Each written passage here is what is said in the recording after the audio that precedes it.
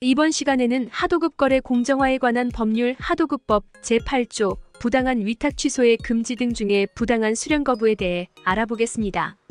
이번 시간에 좀 더 정확한 이해를 위해 만약 컴플라이언스 아카데미의 부당한 위탁 취소를 아직 학습하지 않은 경우 해당 영상을 먼저 시청하기를 추천합니다.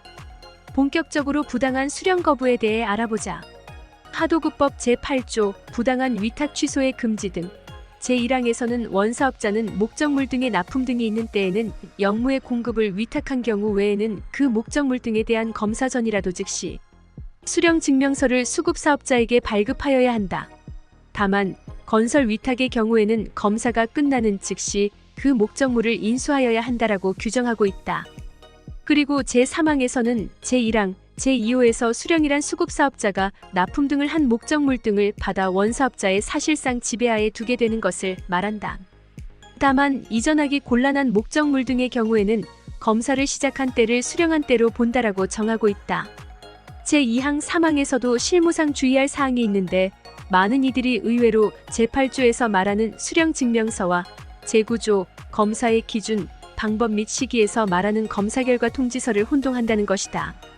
수령 증명서는 목적물의 검사 유무 결과와 상관없이 수급사업자로부터 목적물을 수령만 하면 즉시 발급하여야 하는 서면으로 원사업자가 검사 전에 목적물을 수령하는 경우에도 반드시 발급하여야 한다. 수령 증명서는 제3항에서 정하고 있는 바와 같이 원사업자의 지배, 관리하에 둔다는 뜻으로 반드시 검사 합격 후의 인수를 의미하지 않는다.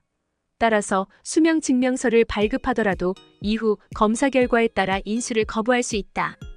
여기서 또 의문이 있을 수 있는데 그럼 수급사업자가 목적물을 전달하면 무조건 수령을 해야 하냐는 것이다. 당연히 아니며 정당한 사유가 있는 경우 원사업자 역시 수령을 거부할 수 있다. 원사업자가 검사 전에 목적물을 수령하는 단계라도 목적물에 명백하고 심각한 문제가 확인될 경우 수령을 거부할 수 있다. 참고로 법적으로 또는 하도급법을 소관하는 공정거래위원회에서 정한 수령 증명서의 양식은 별도로 없다.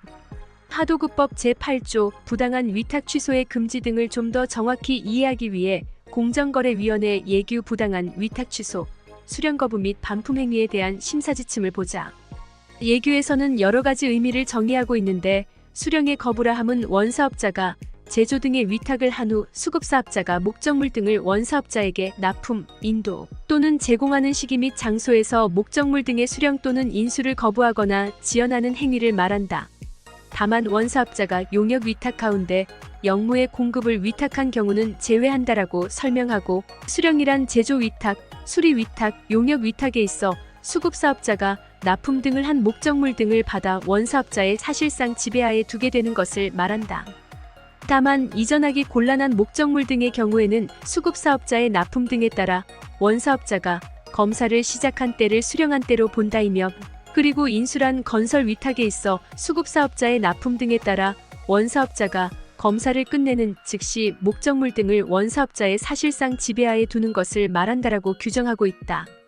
보통 예규에서는 부당한 수령 거부에 대한 위법성의 판단 기준도 제시하고 있는데 부당한 수령 거부 행위의 위법성은 원사업자가 수급사업자의 책임으로 돌릴 사유가 없음에도 불구하고 위탁을 할 때 정한 납기 및 장소에서 수급사업자로부터 목적물 등을 수령 또는 인수하는 것을 거부하거나 지연했는지 여부를 중심으로 판단하되 위탁계약 체결 및 수령 거부의 경위, 위탁계약의 내용, 수령 거부한 목적물 등의 범위, 계약 이행 내용 등 여러 사정을 종합적으로 고려한다라고 설명하며 수급사업자의 책임으로 돌릴 사유란 수급사업자의 귀책 사유로 인해 계약을 이행할 수 없는 경우 또는 수급사업자가 계약 내용을 위반하여 계약 목적을 달성할 수 없는 경우 등을 말하며 이를 예시하면 다음과 같다고 한다.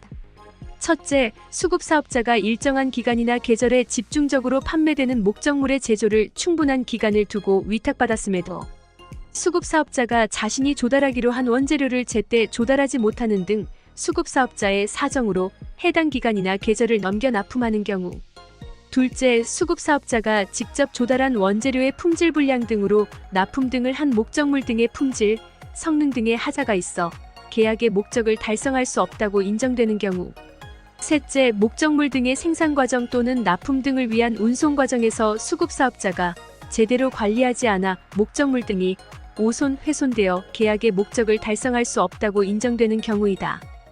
반대로 수급사업자의 책임으로 돌릴 수 없는 부당한 수령 거부의 예시도 설명하고 있는데, 예시 1 계약 서면에 위탁 내용이 명확하게 기재되어 있지 않는 등 위탁 내용이 불명확하여 수급사업자가 납품 등을 한 목적물 등의 내용이 위탁 내용과 상이한지 판단하기 곤란함에도 불구하고 수령을 거부하는 행위.